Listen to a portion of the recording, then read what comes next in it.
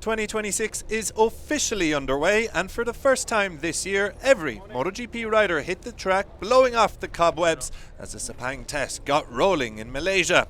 Reigning world champion Marc Marquez was back on the tarmac for the first time since the 2025 Indonesian Grand Prix, and he hardly missed a beat. The number 93 topped the day one timesheets with a 1:57.018, 2/10 quicker than the rest of the field. While that pace doesn't quite beat the qualifying benchmarks from the 2025 Malaysian Grand Prix, expect the lap times to tumble as the test continues. From a development standpoint, Marquez was busy evaluating Ducati's latest aero update while also running the black fairing on his GP26, the same configuration used by both Pecco Bagnaia and Gresini's Alex Marquez.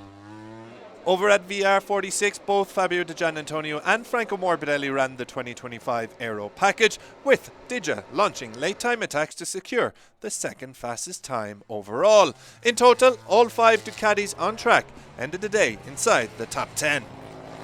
At KTM, Maverick Vinales led the charge on the RC16s, delivering a late time attack to vault himself into the top 3 and deny Ducati a clean sweep at the front.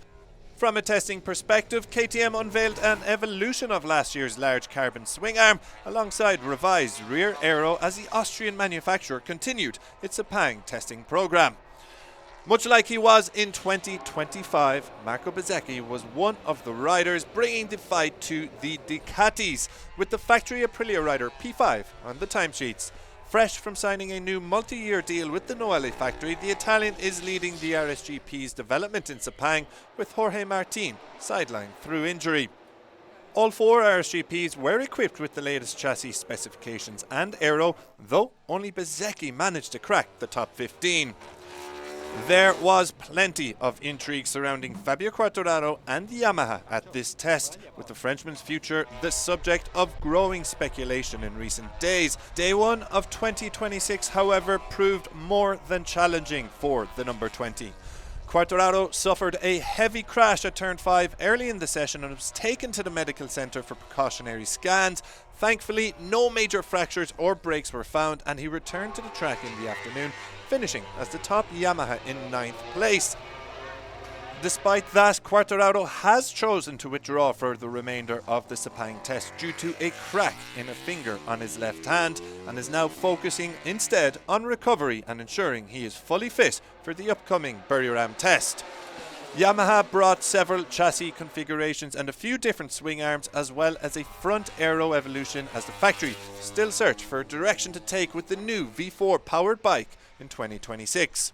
3-time World Superbike champion Toprak Razgatlioglu also got some further experience with the M1 as he spun plenty of laps, placing P20 on the timesheets.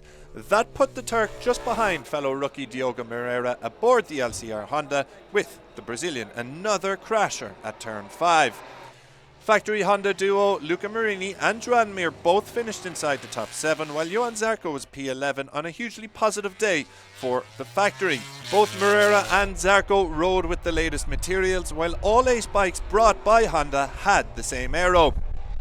That's a wrap then on day 1 in Malaysia, where Marc Marquez has laid down a very early marker to the opposition.